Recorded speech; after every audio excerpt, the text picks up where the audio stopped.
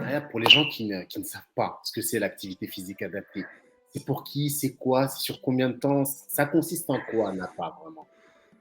Alors, l'APA, on sait depuis tous les jours, hein, tous les gouvernements du monde entier, ils préconisent de faire, cette fameuse phrase de l'activité physique régulière tous les jours, du sport tous les jours et tout simplement, en fait, c'est une activité que tout le monde peut réaliser. Alors, il faut savoir que dans son organisme, hein, dans son mode de vie, on a, ce qu'on appelle un métabolisme de base. C'est, un métabolisme de base au repos, donc lorsqu'on dort, on entre guillemets, on n'a pas beaucoup de dépenses énergétiques Mmh. et lorsqu'on fait une activité quelconque, on a une, modification, une augmentation de la dépense énergétique, ce qui est normal.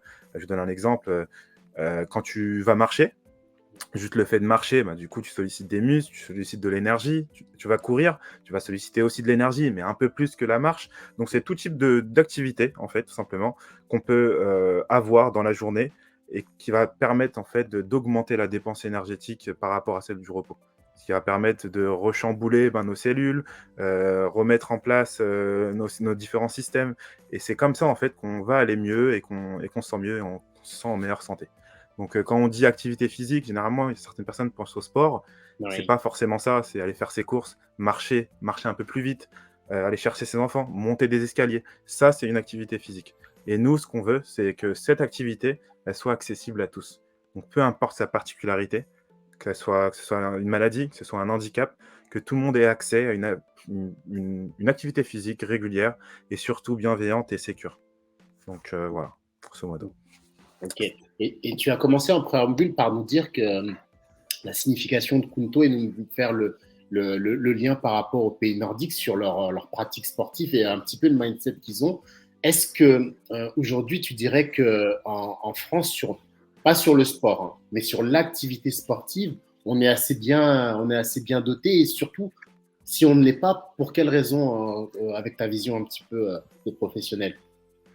Alors je dirais que, entre autres, dans, les pays nordiques, alors c'est aussi ancré en France, hein, quand même le sport. On commence à faire du sport dès tout jeune âge, heu, mais, c pour donner un exemple, hein, les clubs de foot, il y a 90 des enfants qui font, enfin 90 qui sont inscrits par exemple, dans différents sports. J'ai dit foot, hein, mais il y a d'autres sports bien entendu, hein, mais, pour te montrer que certes, il y a de l'activité physique à l'école, Oui, mais ils les poussent à prendre une licence. Ils les poussent à que ce soit, un mode de vie, que ce soit dans le courant de la vie, donc que tout ce soit simplement. ancré.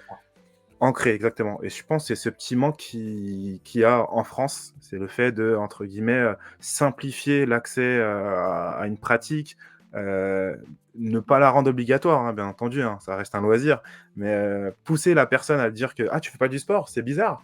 Ah là-bas, en fait, c'est vu comme ça. Voilà. C'est pour ça qu'il y a moins de personnes en situation d'obésité, il y a moins de maladies cardiovasculaires, c'est un tout. Au final, c'est un tout. Au final, ça marche donc je pense que ce serait bien d'essayer la même chose en France.